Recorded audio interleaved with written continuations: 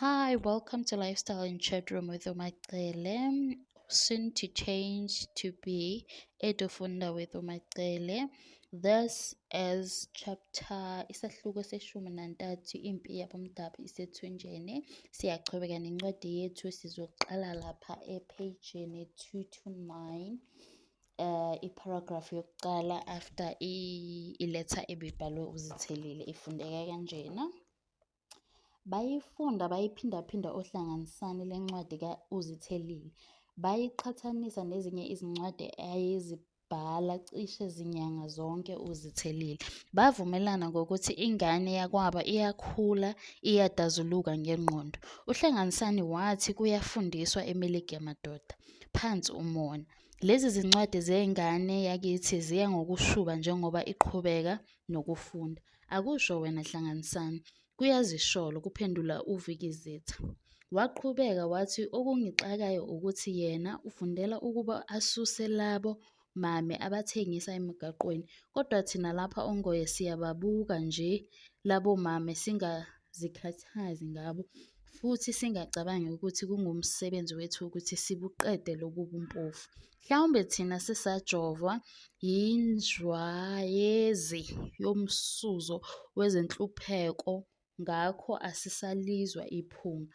Uma ufika emandeni uye uthi yaze yanuka kabi indawo, uzozwa uzothi lapho usuhlale khona isikhathi eside ungabe usakuzwa ukunuka kwendawo. Imizwa yethu isibuthuntu kulolu sizi olwendlalelwe abantu bakithi besifazane. Sinamehlo kodwa kasibaboni labo mame abakhamisele izinhlupheko mihla namalanga. Sinezindlebe kodwa asizizwa isililo sabesifazane abasokola emgaqweni bephanda amasenti ayingcosana. Kubuhlungu kabi uma le mfundo yethu isenza ukuba sibe buthuntu ngemizwa, singaziboni izinto ezisobala nezidinga ukuba ziphuthunywe. Yini ukuba le yunivesithi ingasifundisi nge-agriculture economics, marketing, agricultural and extension education ukuze kuthi yonke imikhiqizo yalabo mame ibekwe ezingeni lokuphila kangcono kunokuba baphile emigaqweni?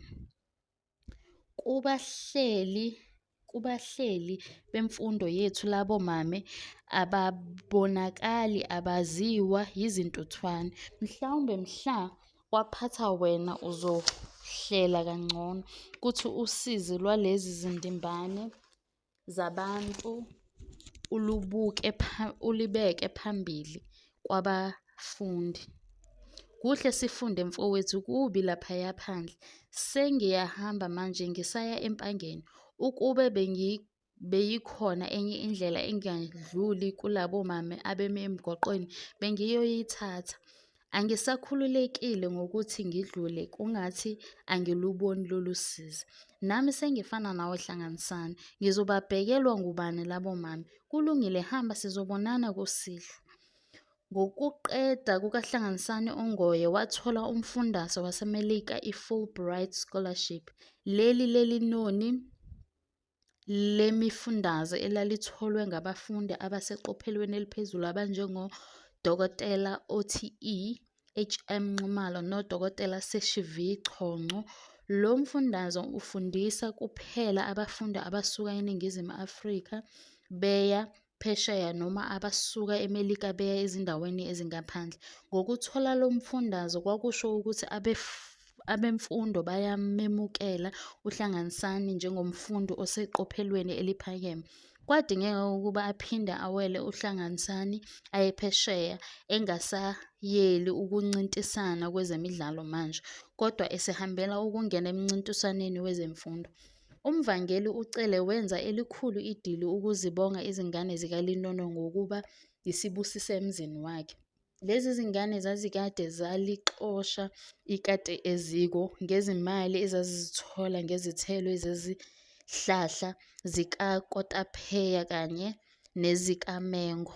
Yizo lezi zingane ezathengela umkhulu wazo uCele iveni yokukuhambisa izithelo kanye nobhatata emandeni. Leli dili lakoCele lalifana namanye amadili akwacele empaphalo. Zafika nezifundiswa eziningana, ezinye zazo zadumala ukubona ukuthi abukho utshwala kuleli dili. Wayezitshelile uHlanganisani ngenkathi ezimema ukuthi zize nezembatho zazo zemfundo ephakeme, kodwa zingezi notshwala emabhodleleni noma eziswini.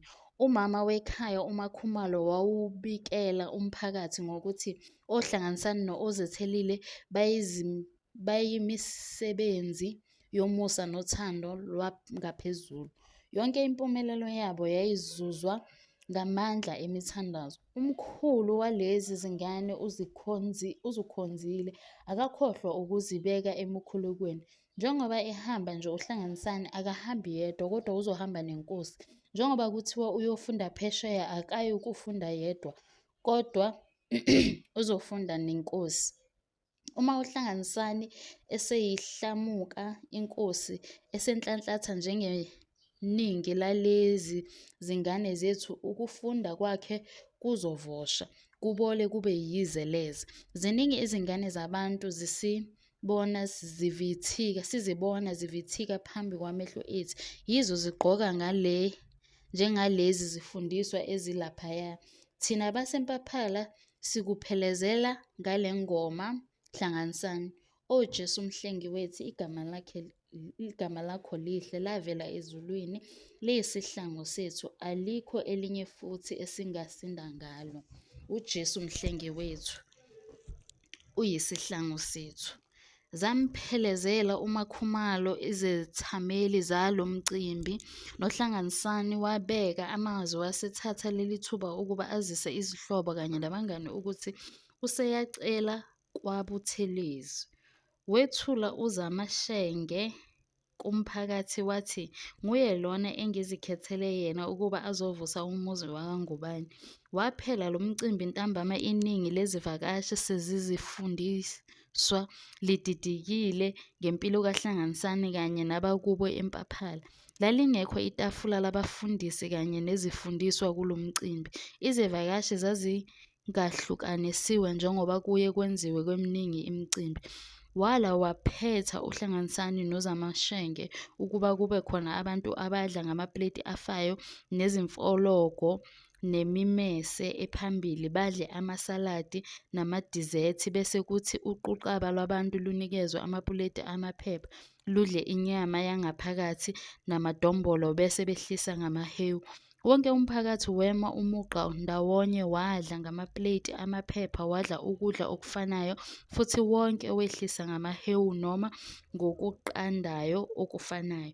Kwathi ngoMeyi waselifulathela leli uHlanganisani elibangise eCalifornia, eMelika. Ubukhulu nobuhle beMelika wabubona kabusha esezibona okwesibili lezi zindawo. Wamukelwa e-University of California in Los Angeles, UCLA. Ngenhlanhla kwakunesigejana sabafundi baseNingizimu Afrika ethulwa kuso esanda kufika. Lesi sigejana kwakungabafundi abamnyama bodwa. Phela abafundi baseNingizimu Afrika abamhlophe bavama ukuba bazifihle uma sebephesheya, baqhube lona ubandlululo lwabo khona phesheya ngoba besaba ukuthi abomdabu bazophindisela. Laba bafundi abampisholo basiza uHlanganisani, bamtshela ngezindlela zempilo yaseMelika, bemvusa nangezinto okufanele azazi futhi aziqaphele. Bamtshela ukuthi amaMelika avalelisa ngokuthi see you later, hhayi ngoba esho ukuthi nizobonana futhi. Kubo lokho kusho ukuthi sala kahle. Bamchazela nokuthi bafundisa kanjani othisha baseMelika, ayisebenzise kanjani utapo wezincwadi, awuhlele kanjani umsebenzi wakhe, ayisebenzise kanjani i-email uma efuna ukuxhumana nanoma ngumuphi umfundi khona eMelika kanye naseNingizimu Afrika. Phela amanye amanyuvesi asekhaya ayenalo i-email. Ngokusho kukaHlanganisani, wafika e-UCLA wathola ukuthi kunomkhulu umehluko phakathi kokufunda kwaseMelika nokwaseNingizimu Afrika. Noma nakhona lapha abafundisayo iningi labo lingabelungu, kodwa babehlukile kubelungu basekhaya ngomusa, ngokukhululeka, ngokuzama ukuhlangabezana nezizwe eziningi ezikumakilasi ahlukene. Lalithi kanti ikilasi linoMohammed oyi-Arabhu, uQin Shao oyiShayina, uKyoko oyiJapani, uFisokuhle waseNquthu, abaseKorea, eZimbabwe, eNigeria, eTogo, Indonesia, Brazil nakwamanye amazwe. Abafundisayo bazame ukufundisa ngaleyo ndlela yokuba zonke lezi zizwe zizithole zemukelekile ekilasini. Abafundisayo bayawafunda amagama abezizwe bababize ngamagama abo. Bazithobile osolwazi baseMelika, abakuthwele ukuba ngosolwazi nokuba yizifundiswa. Lokhu kwakwenza ukuba abafundi bakhululeke, babuze, baphikisane noma babonisane nangemibono enhlobonhlobo. Umoya wamakilasi wawuba nobungani, ukwethembana nokuthandana phakathi kwabafundi kanye nabafundisi. Imidlalo yayisezingeni eliphezulu kabi futhi kuyinto enikezwa indawo yayo. Kwakufuneka ukuba uhlanganisane afunde okuningi kwezemidlalo ukuze azizwe naye engumdlali. Imidlalo emikhulu eMelika yayiyi-basketball kanye ne-football ecishe ifane ne-rugby. Kangenanga kule midlalo uhlanganisani ngoba wayechitha isikhathi sakhe esiningi elolonga umzimba ewulungiselela ukugijima kanye nokugxuma. Noma wayesuke ekhaya ezitshela ukuthi uzohlala iminyaka emithathu kuphela eMelika uhlanganisani, wahlala iminyaka emihlanu ebanjwe yilokhu nalokhuya ayethanda ukuba nakho akufunde. Lokhu hlala isikhathi eside kangaka kwaze kwenza ukuba aficwe nguVikizitha oweza lapha eMelika ngoba ezovakasha ngenkathi kwembathiswa uhlanganisani. Zaphelela cishe zonke izingane zakwaNgubane eMelika ngaphandle kukaMelody owabe esenguVukuzithathe. uVukuzithathe yena wafunda ngokugwegwesa nokufehla. Ngenkathi ephuma esikoleni wasiwa ngunina kulamanyuvesi abezizwe aseThekwini. Akabanga nayo inhlanhla yokuba yena enqabe ukuba aye kule yunivesithi. Wafunda okungatheni kodwa wabonakala ukuthi umdlandla wokubambelela uyancipha. Kwathi kanti umdlandla uyancipha wasethola ingane yakwaSamuels abelungu. Kwakungathi umfana ufuna ukumshada. Abakubo mfana bashaya phansi ngonyawo wasala phansi kanjalo uVukuzithathe. Wakhulisa ingane unyaka owodwa wasephindela kuyo leyo yunivesithi futhi. Akabanga asayingena indaba yabafana ayefunda nabo ngoba ethi bangamaxoki adonswa ngababakubo ngamakhala. Isizungu sasimbulala uVukuzithathe ngoba phela wayehlala eLalusha engenabo abangani. Akunakwana laphaya kobelungu namaNdiya. Kuyabukwana nje, ikakhulu ngoba zazisekhona izinsalela zokubukelana phansi kulezi zizwe. Lesi sizungu sandiswa nawukuthi izingane zakwabo zonke zase zaba phesheya eMelika. uVukizitha walandela uhlanganisani ukuyofunda eMelika yize engawutholanga umfundaze. Kwathi lapho uhlanganisani ephasa khona izifundo ze-MA, wamema uVukizitha ukuba eze ekwambathisweni kwakhe. Kabanga esaphindela emuva uVukizitha. Wasale eseqhubeka nezifundo zakhe eLower State University. Wathola imifundaze yabadlali ngoba wayegijimela le yunivesithi, futhi nasekubhukudeni enekhono elincomekayo. Noma kwakungelula, yabekezela ingane yakwaNgubane. Kwanesikhathi lapho yayilala emotweni noma iqhiyame ngokulala kusofa phakathi emtatsheni. Pho yinto engethusi muntu leyo eMelika. Izingane zakwaNgubane zazisabalele nezwe lonke eMelika. Uhlanganisani wayesezansi eCalifornia, uzithelile eseMidwest, iMichigan, kanti uVukizitha wayeseLower. Njalo kwakuthi ehlobo ngoJulayi lezi zingane zihlangane eHouston, Texas noma eLansing, eMichigan. Kulokhu kuhlangana kwakuba kwemibungazo yabantu baseNingizimu Afrika. Kumibungazo yase-East Lansing, eMichigan, kwakuhlatshwa izimbuzi ezimbili noma ezintathu kumuntu ofikayo eMelika. Kwakumangaza ukubona izifundiswa zihlaba, zidla inyama yangaphakathi nephalishi, zireka, zishaya indlamu, zisina, zijayiva, zikhumbule ekhaya. Igwasa laleli mibungazo kwakunguDokotela Timothy Mkhize Mashinini waseNtilasifali. Kule mibungazo kwakujayivwa kuze kuse kudlalwa izingoma zaseNingizimu Afrika zoCephas Semenya, Hugh Masekela noBrenda Fassie. Kwakuthi lapho sezibuya uzwe inhlokomo ethi ekhaya, ekhaya, ekhaya. Inkumbulo yekhaya nesizungu sokuba emazweni yinto ebuhlungu. Yiyo le nkumbulo nesizungu esenza ukuba abanye abafundi bafike bahlanye noma babophe imithwalo yabo baphindele ekhaya eNingizimu Afrika. Ayikho into emnandi njengokuzwa umuntu ethi sawubona phesheya. Ukuzwa umuntu ekhuluma isiZulu kuba yinto enkulu. Nezingane zakwaNgubane zazihlanganela ukuba zibe ndawonye, zixoxe ngekhaya, zikhulume isiZulu, zikhumbuzane izindaba ezindala. Njengoba lokhu kuhlangana kwazo kwakuba sehlobo, kwakuba kuncane ukulala. Phela ilanga lishona ngo-9:30 ntambama ehlobo, libe liphuma ngo-5:30 ekuseni.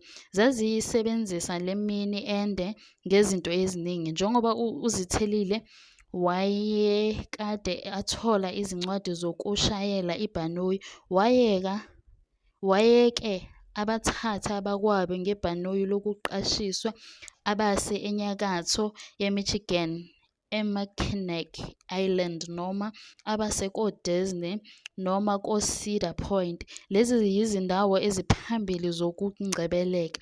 Langalimbe izingane zakwaNgubane zaba nedina lazo lokuvalelisana laphaya e-Old Country Buffet. Zathi sezisemsileni nokudla, uZithelile wakhipha incwadi evela ekhaya. Intshede emnyama kule mvilophu yale ncwadi yamkhumbuza uZithelile ukupheka ngebhodwe lesiZulu. Wacela abakwabo ukuba bamthwalise lo mthwalo owawukule ncwadi. Wayifunda kanje le ncwadi: ungazihluphi nekheli, ngeke usalidinga. Ngane yakwethu uZithelile, mhlawumbe uyothi uyithola le ncwadi sobe sesavunda isidumbu sami. Mina ngizobe senginani lapha eMelika uma kuliqiniso ukuthi imimoya yabalele iya lapha ithanda ukuya khona. Ngibona ukuthi sekwanele dadewethu, noma umumatho lwezinsizi lwabesifazane baseNingizimu Afrika lubanzi okwezilandle, kodwa njengolwandle lunomkhawulo.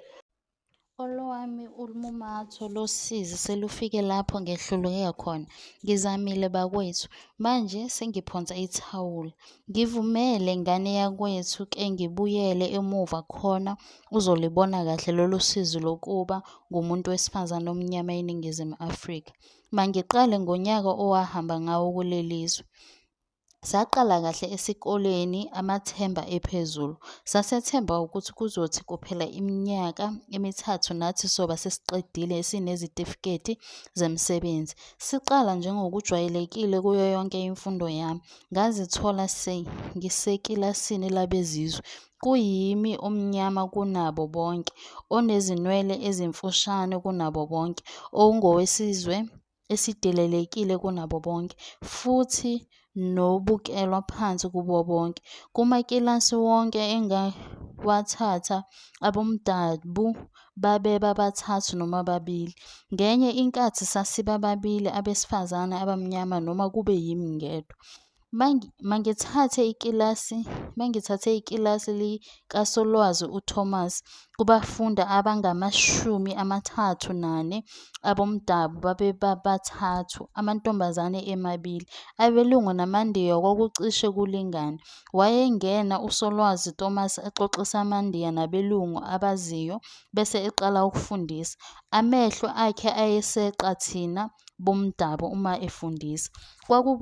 Kwakuba khona amahlaya abanqakisana ngawo bebodwa, thina bomdabu singazi ukuthi kukhulunywa ngani futhi kuhlekwani.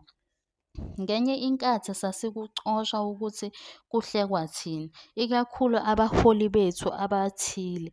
Wayethi uma ebuza imibuzo elula uSolwazi ayibhekise kumaNdiya nabelungu.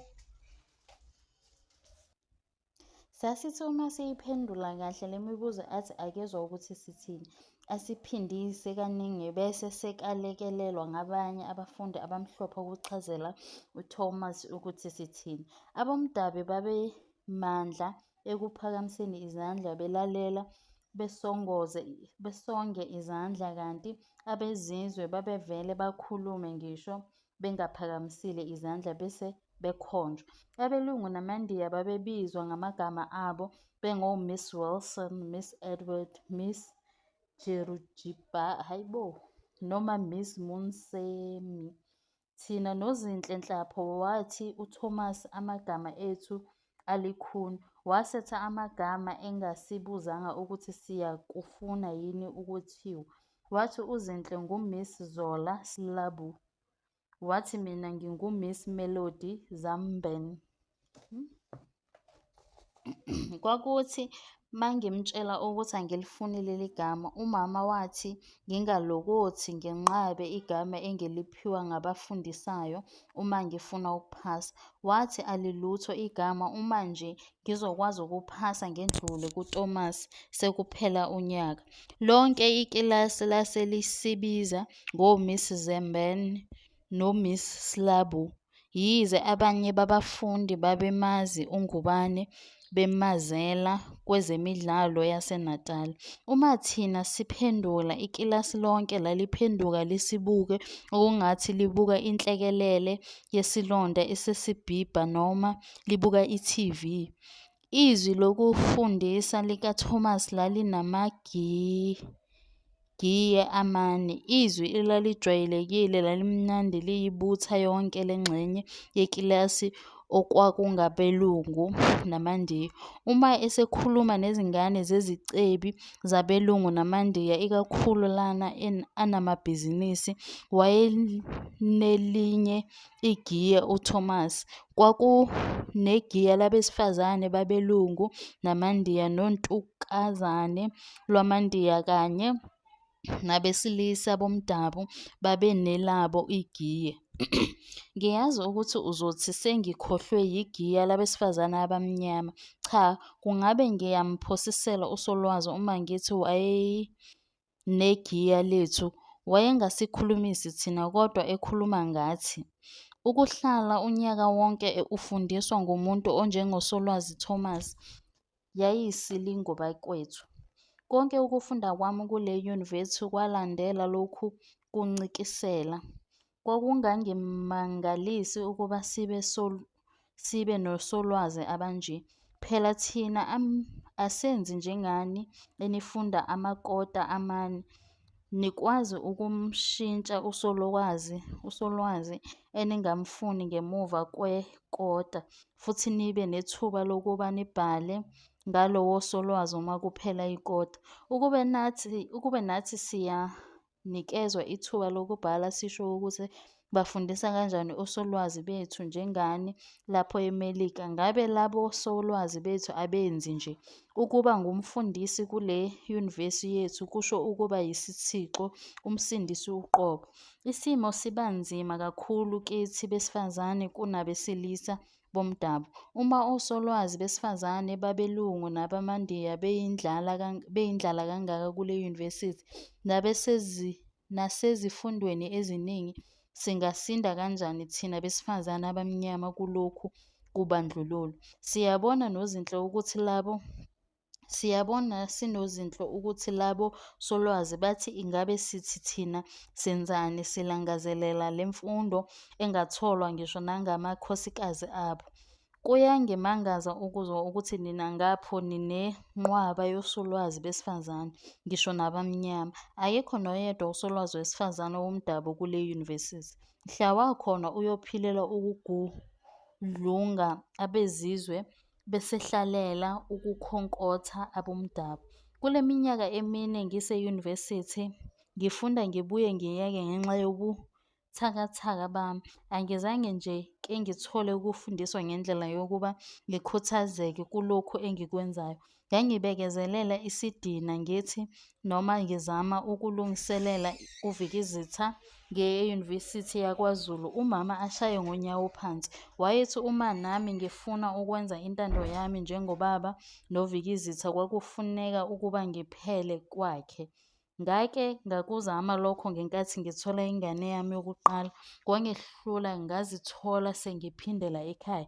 Ikusasa lami lemfundo kalikaze likhanye.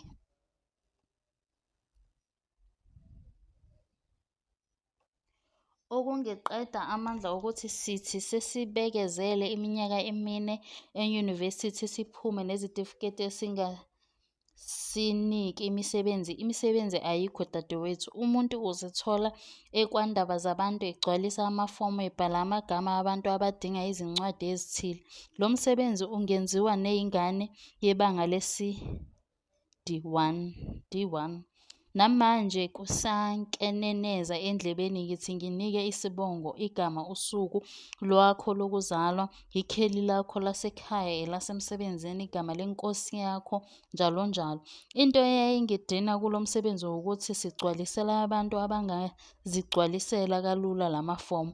Wangilahlekela lo msebenzi ngemuva kokwenqaba ukuba ngithandane nomphathi womnyango engangingaphansi kwawo.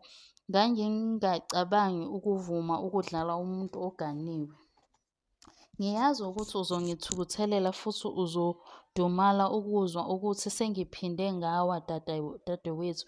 Njengoba ngakutshela ngathi ukuwa kwami kokuqala kwenziwa ukuthi ngangingazi ukuthi ngenzani. Yayingekho indlela yokuthi thina noPeter Samuel sithandane. Abakubo babengafuni nokuzwa ukuthi ingane yabo ithandana nentombazane yomdabu, futhi babengakufihli lokho. Uma sengibheka emuva nami ngalingwa ukuthi abekho abafana bomdabu lapha eLalusha. Kulapho nasesikoleni beyindlala. Naleyo ndlala sasiyibanga namantombazane aselokishini kanye nawabelungu nawo angazibekile phansi. Laba bafana babengasinaki thina zingane zezicicici ezihlala koLalusha. Ingabe abazali bethu babethi siyobatholaphi abangani nabayeni uma besiletha kulezi zinkangala zasemadolobheni. Kwathi sengizihlalele iminyaka emithathu ngahlangana noMandla ku-Jazz Festival. Kulokhu-ke ngangithi kuza kahle ngoba yena uMandla wayethi uzongishada. Wayengithanda kabi futhi nami ngimthanda uMandla. Wayelinono lensizwa, inganqeni ukwesula izicathulo ngopholishi namanzi amahora amane. Kwathi angasibhaqa umama washaya phansi ngonyawo. Wathi ayikho ingane yakhe engashadela emalukazi futhi ishade umuntu owagcina kubanga lesine. Yena uMandla akafundile futhi uphuma kubantu abaphansi emalukazi, kodwa uyazithanda futhi uyasebenza. Usebenza esitolo esiphambili sezingubo zabesilisa, naye uyagqoka enjalo. Lento okuthiwa yindwangu uyayazi. uMandla wayethi masishade bese ngiyohlala kubo kwaBhulose emalukazi ngenkathi esabhalisa indlu elokishini kwaMashu naseMlazi. Mina ngangingakwexwayo ukuhlala emkhukhwini uma nje ngizohlala noMandla. Umama wabaphindisela emuva abakhongi bakwaBhulose. Wathi ayikho into engayikhuluma nabakwaBhulose ngengane yakhe. Ukuthola ingane sasithi kuzomenza ngcono umama, kanti sikhe phansi. Umama umi ngelokuthi angehlukane nabafana ngeziqhube esikoleni ngasese. Ngiyazi ukuthi nawe uzithelile usudiniwe yimi. Kade kwasa ngikufundekela ngosizi lwami. Angikubeki icala ngalokho ngoba nami sengidiniwe yimina, nomama usediniwe yimi. uMandla naye usengilahlile. Kuthiwa usecela intombi yakwaMhosheni laphaya ngase-Adams Mission. Ngizoba ngumthingo ubethwa ngobani nje uma ngilahlwa nanguMandla. Njengoba sekuyincwadi yami yokugcina lena, ngithatha leli thuba ukuba ngibonge kuwe nakuhlanganisani ngemizamo yenu yokuba ningithuthukise, nizamele futhi nezingane yakwethu uVikizitha ukuba ibe ngumuntu. Ukuba nezihlobo ezinjengani bekuyisibusiso kimi. INkosi ekuyiyona ehlela izimpilo zethu iyazi ukuthi yangabelelani mina lo mthwalo onzima kangaka. Uma ngingasekho uze ungigcinele izingane zami dadewethu, ngikunikeza zona. Nansi incwadi yommeli esho ukuthi lezi zingane zami ngizinika wena zombili. Ngizocela ukuba uzithathe uzise empaphalo uma sengithuniwe. Ngingathanda ukuba izingane zami zikhulele kubantu ukuze nazo zibe nobuntu. Uma abalele benamandla nezibusiso, mina ngokwehlisela imvula yezibusiso. Nisale kahle. Yimo owakwenu olusizi. Vukuzithathe. Umdwebu nguNkehle Msiya. Zalalela izinsizwa zayoNgubane zingamphazamisi uZithelile efunda. Ngendlela ayefunda ngayo uZithelile wayengajahi ukuze wonke amazwi angene kahle kubalaleli bakhe. Usizi nokudangala kwazinyundela izidlo. AbakwaNgubane babeze e-Old Country Buffet ngoba ngama$5 umuntu wayedla noma yini into ayithandayo futhi aphinde lokho akuthandayo.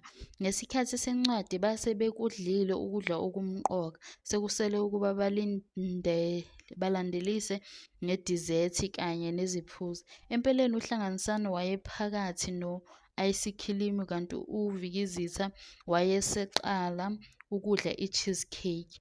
NguHlanganisani owaphefumula kuqala ngale ncwadi ngokuthi uyithole nini le ncwadi uZithelile? Ngiyithole izolo, kuphendula uZithelile eyigoqa le ncwadi. Kusho ukuthi awuzange ke ushayele ekhaya uzwa ukuthi isimo sinjani? Kubuza yena Bili uHlanganisani.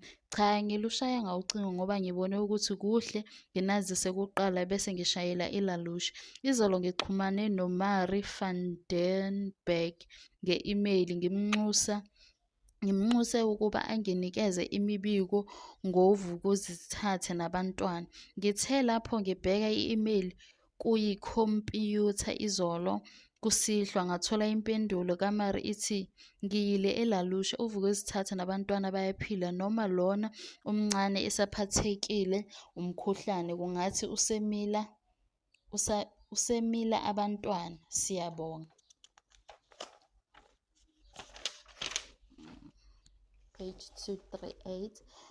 Wenze kahle dadewethu, iyasebenza i-imeyili. Sengathi bangaba baningi abantu abasebenzisa i-imeyili. Kuhle manje siyoshaya ucingo laphaya emotweni, kusho uVikizitha eseqala ukubuyelwa ngamandla.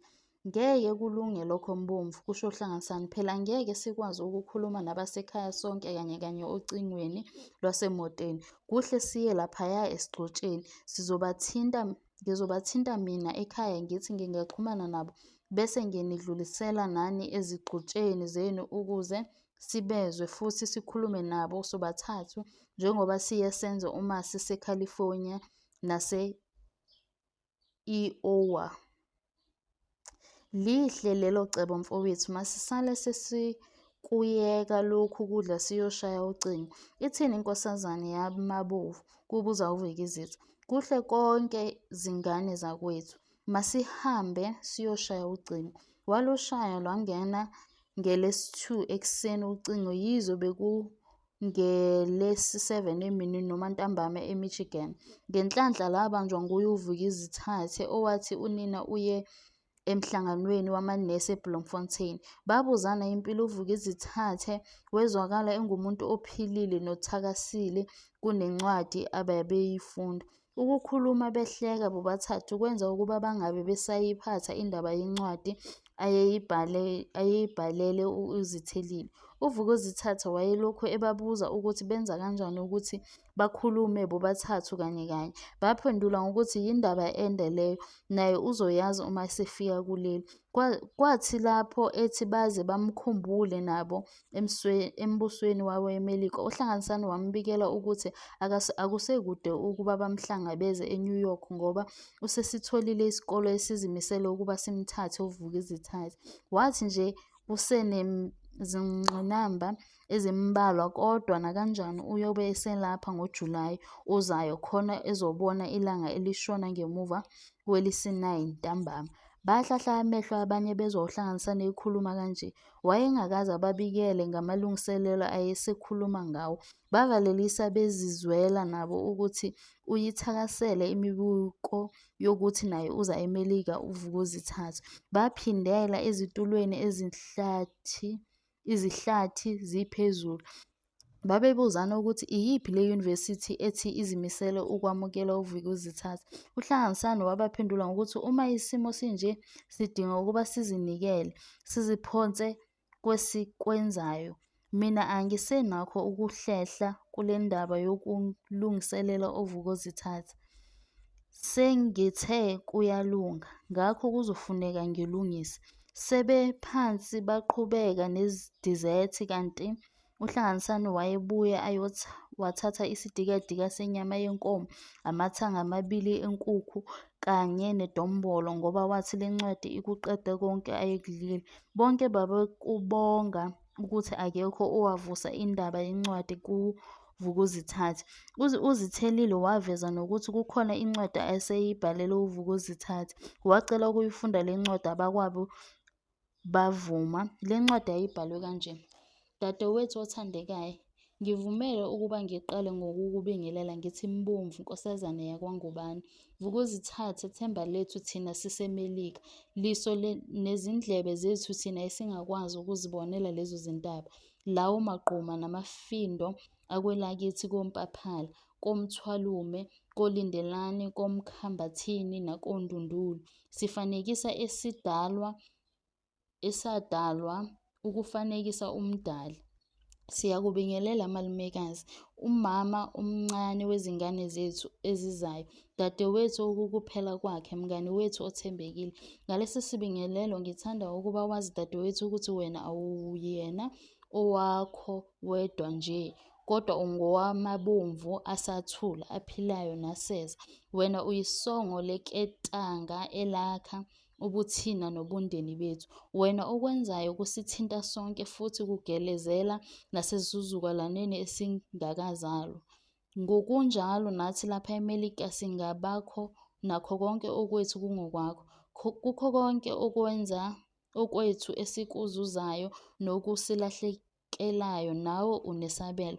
Ngokufika kwesikhathi sokuvuna, sovuna sonke njengomndeni wakwaNgubane, njengesizwe esimnyama, njengezakhamuzi zaseNingizimu Afrika. Mina angizihluphi ngengingaphumelelanga kukho ngoba izingane zakwethu oHlanganisani noVukuzitha bayophumelela kukho. Njengamanje uHlanganisani usesitholele isihlobo sakwaShenge. uZamashenge kade elapha ngo-Apreli. Babeshada noHlanganisani. Kasinazisanga ekhaya ngalo mshado ngoba basozoshada ngesiZulu sakithi. Kugidwe ebaleni uma sesibuyile sonke ekhaya. AbakwaButhelezi nabakwaNgubane bavuma ukuba oZamashenge noHlanganisani bashade yize uHlanganisani esabambekile lapha eMelika. Njengoba uMamthimkhulu ehlala ngokukhomba indlela, mina ngibona ukuthi kuhle uyohlala noZamashenge eMpaphala. Wasitshela ukuthi useyayeka ukuba ngudokotela wasesibhedlela, ngakho uzofuna onesi abazomelekelela emasejari akhe. Ngizomthinta ngocingo ukuze ahlale esekulindele. Kungakuhle uma izingane zakho zikhulela eMpaphala. Zizoba ngabantu abangcono uma zikhulela eMpaphala kunokuba zikhulele eLalusha. Leyo nkosana yakwakho sathi thina makube nguzaneqiniso mabomvini Ngubane. Abafowenu bawachitha lamagama kaRobert noEdgar. Nami ngiyawabavumela, dadewethu, masiwabuyisele kubaninini wolamagama. Kufanele ukuba ngikukhuze kulokhu ukuba uzibeke icala ngokwenzeka kuwe, khona ukhubekile lapha nalaphaya vukuzithatha. Kodwa akulona icala lakho wedwa. Izinkinga zakho yizinkinga ezivutshelwa yimiphakathi yakithi ukuze sikhubane abesifazane baseNingizimu Afrika. Iqiniso ukuthi kunempilo laphayana phandle emnyango. Kuliwa nabantu besifazane abamnyama abazithola behlaselwa macala onke. AbakwaSamuels, abakwaBhulose, nabakwaNgubane noThomas namanyuvesi ayiphakile eyokuwisa abantu besifazane abamnyama. Lempi kaKhukhulelangqoqo kayibhekisiwe kuwe kuphela. AbakwaSamuels balwa impi yobuzwe kanye nempi yesinkwa. Kabathandi ukuba wena uthathe isinkwa sezintombi zesizwe sabo uyosihlephulela abomdabu. Abafuni ukuba